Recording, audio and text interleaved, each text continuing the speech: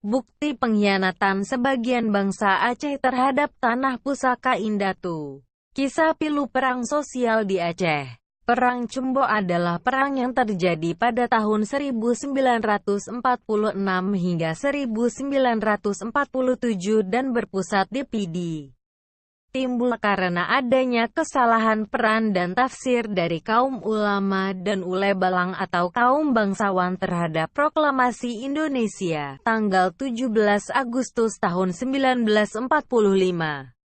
Bagi kaum Pusa, proklamasi ini berarti telah berakhirnya kezaliman yang sudah lama dialami bangsa Indonesia, khususnya Aceh dari penjajahan Belanda dan Jepang, karena mereka ingin Aceh menjadi bagian dari Indonesia yang berhukum dengan UUD 1945 dan Pancasila. Sementara sebagian pihak lain dari kaum bangsawan melihat larinya Jepang harus diganti dengan Belanda sebagai upaya untuk memulihkan kembali kerajaan Aceh Darussalam yang telah vakum berpuluh tahun lamanya, dan menuntut pihak Belanda untuk mencabut maklumat perang terhadap Aceh pada tahun 1873, agar kehidupan Aceh ke depan terarah dan mandiri. Ulama Aceh dipimpin Tengku Daud Bereh dengan Persatuan Ulama Seluruh Aceh, PUSA,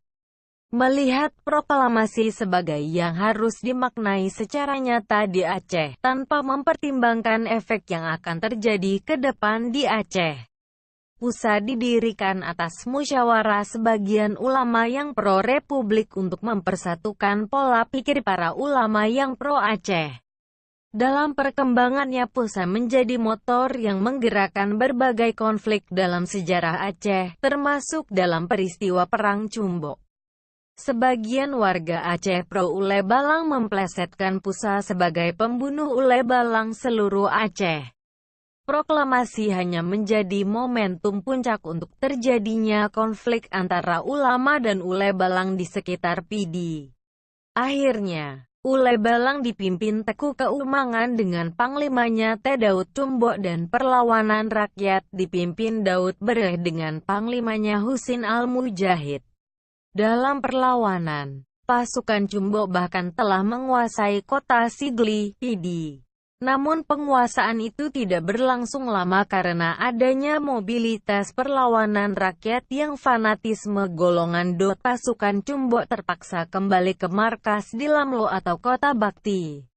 Sesampai di Lamlo, pasukan Cumbo digempur pasukan rakyat yang buta akan sejarah dan fanatik tersebut. Pemberontakan ini akhirnya dapat ditumpas pada Januari tahun 1946.